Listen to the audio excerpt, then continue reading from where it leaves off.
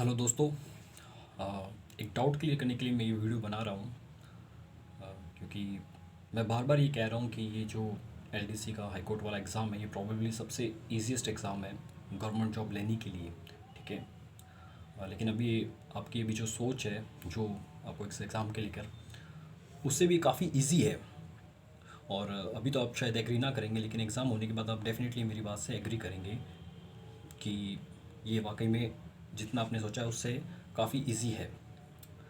मैं आपको एक एग्जांपल देता हूँ, ठीक है। दो सिनेरियो दिखाता हूँ मैं आपको कि दो लोग हैं, एक फ़ीमेल कैंडिडेट है, एक मेल कैंडिडेट है। जो फीमेल कैंडिडेट है वो अभी फ़िलहाल प्रेजेंट में लेक्चरर है हिंदी में। ठीक है। तो ये जो हालांकि उस वक्त नहीं थी जिस टाइम ये एग्ज़ाम हुआ था। तो ये जो लेक्चरर थी, ठीक है, ये हिंदी के अंदर इन्होंने स्पेशलाइजेशन कर रखा था। जबकि जो दूसरा मेल कैंडिडेट है उसने, वो एक बिगिनर था, उसने कोई पढ़ाई वढ़ाई उससे पहले कंपटीशन के हिसाब से नहीं की थी। और जो लेक्चरर है उन्होंने 8-10 कोचिंग भी कर रखी थी, काफ़ी साल का एक्सपीरियंस भी था। जबकि वो बिगिनर को तो कोई नॉलेज नहीं था इस मामले में अभी तक एग्ज़ाम के टाइम। और लेक्चरर के पास बुक्स भी काफ़ी थी, जबकि जो मेल कैंडिडेट था उसके पास कोई बुक नहीं थी खुद की। और जो राघव प्रकाश की बुक जो ऑलमोस्ट अभी हर वीडियो में आपको बताते हैं लोग, वो डेफिनेटली ऑफ कोर्स उसके पास भी थी, लेक्चरर के पास भी। लेकिन मेल कैंडिडेट ने तो वो नाम पहले सुना भी नहीं था, हालांकि वो बहुत बड़े नाम हैं पर उस वक्त तक नहीं सुना था। और जो लेक्चरर थी उनके पास पूरे दिन का समय हुआ करता था उस टाइम प्रिपरेशन के लिए। लेकिन जबकि जो दूसरा कैंडिडेट है वो प्राइवेट जॉब में होने के कारण इतना टाइम नहीं था, क्योंकि टाइम की बाउंडेशन होती थी, कभी ऊपर नीचे कम होता रहता था। जो लेक्चरर थी वो एक ही एग्ज़ाम पर फोकस थी, जबकि जो दूसरा कैंडिडेट था उसका उस टाइम ये रवैया था कि ठीक है कैजुअली कर लेंगे, एक बार फॉर्म तो भरें, क्या है देखते हैं, ऐसा कुछ सीरियस नहीं था उस टाइम। और जो लेक्चरर थी वो काफ़ी अपने डेडिकेटेड थी, सिंसियर थी।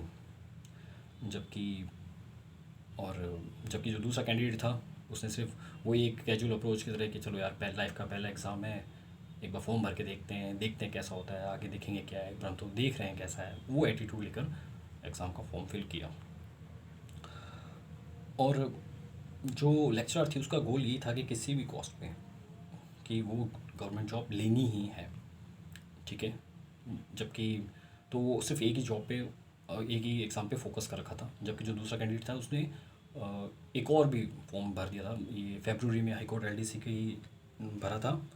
18 फरवरी 2017 से फॉर्म स्टार्ट हुआ था, या लास्ट डेट थी ऐसा कुछ था। और मार्च में एसएससी का एक आया था, वो भी डाला। और वो दोनों फॉर्म डालने का एक ही रीज़न था कि दोनों फॉर्म की एप्लीकेशन फ़ी 100 रुपये थी। अगर 450-500 रुपये होती तो वो नहीं डालता, बस इतना सा पैसे कम लग रहे थे इसलिए डाल दिया। अब इन दोनों चीज़ों को आप कंपेयर करके, ठीक है, अगर मैं आपको कहूँ दोनों को, आपको मैं जो दूसरा कैंडिडेट है उसकी सिचुएशन में मैं अगर आपको रखता हूँ तो फिर आपका क्या रवैया रहेगा, आपको क्या लगेगा। ठीक है। और उसमें से एक चीज़ मैं आपको ये भी बता देता हूँ कि जो लेडी थी वो एससी फीमेल कैटेगरी से बिलोंग करती थी, और जो बंदा था जनरल कैटेगरी से। तो शायद वो कट ऑफ का भी एक रहता है कि कम ज़्यादा में थोड़ा सा। तो अब डेफिनेटली मुझे मालूम है यहाँ से शायद 9 आउट ऑफ 10 लोग बैक डाउन कर जाएंगे, शायद हथियार डाल दें कि लड़ने से पहले ही गिव अप कर दें। अगर मैं भी उस वक्त होता, अब जो आज मुझे थोड़ा बहुत नॉलेज है उस वक्त मैं ज़ीरो पे था, अगर आज थोड़ा बहुत मुझे जो नॉलेज है अगर उस नॉलेज के साथ मैं उस टाइम होता तो शायद मैं भी पहले ही गिव अप कर देता, क्योंकि हमारी सोच ऐसी हो चुकी है। और लेकिन जो रिज़ल्ट रहा वो ये था कि जो लेक्चरर है उनका सिलेक्शन नहीं हुआ और मेरा हुआ।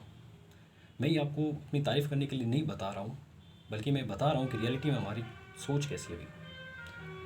हम नंबर्स देखते हैं, ठीक है, ये देखते हैं कि हाँ इसका ये स्ट्रेंथ है, हमारे पास कुछ नहीं है, हम अपने आप को अंडर एस्टिमेट बहुत करते हैं। तो मैंने आखिर ये कैसे किया, ठीक है।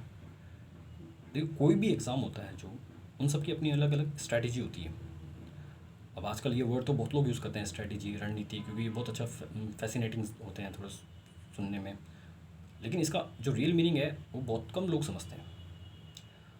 अब एक बात याद रखिए, आपके पास हो सकता है कि ज़्यादा नॉलेज हो, लेकिन इसका मतलब ये नहीं है कि आप अपने से कम नॉलेज वालों को हर बार हरा सकते हैं। कई बार आपसे कम वाला नॉलेज वाला बंदा भी आपको हरा सकता है। एग्जाम्पल के लिए जैसे अगर मैं आपको कहूँ कि आपको मैं एक सुई दूँ, एक तलवार दूँ, और आपको मैं बोलूँ कि इनमें से किसी एक को चूज़ करना है, तो ज़्यादातर शायद तलवार को चूज़ करेंगे। कुछ बंदू सुई को भी चूज़ कर सकते हैं। लेकिन जो राइट अप्रोच होनी चाहिए वो ये होनी चाहिए कि हमें ये देखना चाहिए कि हमारा पर्पस क्या है, और अकॉर्डिंगली हमें चूज़ करना चाहिए। सिर्फ साइज़ देख के या किसी की किसी चीज़ की क्वालिटी, उसकी क्या, कितना वैल्यूबल है कोई चीज़, इस हिसाब से नहीं। जैसे अगर आप किसी बैटल फील्ड में जा रहे हैं तो डेफिनेटली आपने तलवार ली है तो ही आप जीत पाओगे। लेकिन अगर जहाँ पे सुई की ज़रूरत है वहाँ पे आपकी तलवार काम नहीं कर सकती। ठीक है, एक बचपन में हम वो स्टोरी सुनते थे हाथी चींटी वाली, कि एक हाथी जिसको दूसरा बड़ा हाथी भी हरा नहीं पाता था, एक छोटी सी चींटी जब उसके सूंड में चली जाती थी तो उसको पागल करती थी। लेकिन जैसे जैसे बड़े होते गए हम ये चीज़ें भूलने लग गए, क्योंकि अब हमें ऐसा लगता है कि हम सिर्फ नंबर्स पे, आंकड़ों पे इतना देखते हैं, तो हमें ये लगता है कि ये सब इम्पॉसिबल सा लगता है कि कोई छोटा चीज़ जी सकता है क्या। ठीक है, हम पहले देखते हैं कि यार 10 लाख लोगों ने फॉर्म भर दिया। ठीक है, कंपटीशन टफ है यार, कोई इतने इंजीनियर आया, वो है, कोई आरएस की प्रिपरेशन कर रहा है, वो भी है, मुझे तो कुछ आता नहीं है। एक बंदे ने रट के आपको काफ़ी सारे फैक्ट्स बता दिए, तो आपको लगा कि चलो इसको सब मालूम है, मेरा कहाँ होगा। लेकिन कंपटीशन हमेशा ही टफ रहा है। आज से 20 साल पहले भी अगर आप किसी से पूछते तो वो ये कहता कि यार आप 2000 में कि यार नहीं, अब कंपटीशन टफ हो गया पहले से। 2010 में किसी से पूछते तो वो भी ये कहता कि हाँ कंपटीशन टफ हो गया, पहले जैसा नहीं रहा। अभी 2020 में भी आप कहोगे किसी को तो कहोगे यार अब कंपटीशन बहुत टफ है, पहले जैसा नहीं है। 10 साल बाद भी लोग यही बात कहेंगे, कंपटीशन बहुत टफ है, 2020 जैसा नहीं है। तो ये तो हमेशा ही चलेगा। मैं आपको एक फ़न फैक्ट बता देता हूँ। जैसे आपने केबीसी वाला शो देखा होगा, तो केबीसी के अंदर ज़्यादा लोगों ने, ठीक है, ज़्यादा क्वेश्चंस के आंसर दिए हैं और ज़्यादा अमाउंट जीती है, कंपेयर टू एक दूसरा क्विज शो आता था। उसका नाम था, इंग्लिश में तो था कि are you smarter than fifth grader, और हिंदी में आता था, शाहरुख खान होस्ट करता था कि क्या 5वीं पास से तेज़ है। उसमें ज़्यादातर लोग आंसर नहीं दे पाते थे, बहुत जल्दी आउट हो जाते थे, क्योंकि वो 5वीं तक लेवल था उसका। और इजी चीज़ें हम थोड़े जैसे बड़े होते हैं भूलने लगते हैं, हम उनको इंपॉर्टेंस देते नहीं हैं, और वो चीज़ें हमें आती नहीं। अगर तो ऐसे जब इजी चीज़ें हमारे सामने आती हैं तो हम अक्सर हार जाते हैं, हम उस पर ध्यान नहीं देते हैं इसलिए। अब जैसे शुरुआत में मैंने आपको एग्जांपल दिया कि मैं क्यों सेलेक्ट हुआ, तो देखिए ये डिपेंड करता है कि एग्ज़ाम के ऊपर, एग्ज़ाम का नेचर कैसा है। अगर जो मैंने आपको एग्जांपल दिया वो एक लेक्चरर का मेरा, ठीक है, अब वो कोर्ट एलडीसी का एग्ज़ाम का नेचर ही ऐसा है कि जिसमें वो आपसे मांगते हैं कि आपके पास बहुत कम नॉलेज होना चाहिए, आपको सिर्फ बेसिक बेसिक बातें मालूम होनी चाहिए, ज़्यादा नॉलेज नहीं चाहिए उनको। और उनको क्यों नहीं चाहिए, क्यों वो ईजी पेपर देते हैं, हार्ड क्यों नहीं देते, मैं उसका रीज़न आपको बता दूंगा, कोई अगला कोई वीडियो बनाऊंगा तो उसमें विद प्रूफ, बिना किसी सिर्फ खोखले दावों से मैं आपको नहीं बताने वाला, मैं आपको बाकायदा अपने कुछ फैक्ट्स के साथ बताऊंगा कि इसका रीज़न ये है। ठीक है, बिना बिना फैक्ट्स के मैं कोई बात नहीं करूँगा।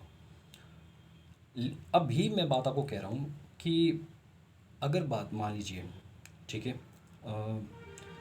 अगर वो एग्ज़ाम कोर्ट का ना होकर सिर्फ किसी टीचिंग का होता, कैंडिडेट्स भी हुई, प्रिपरेशन भी हुई थी, टाइम भी हुई था, सब कुछ था, लेकिन अगर एग्ज़ाम कोर्ट एलडीसी का ना होकर टीचिंग का होता तो क्या होता, वही होता जो हो चुका है।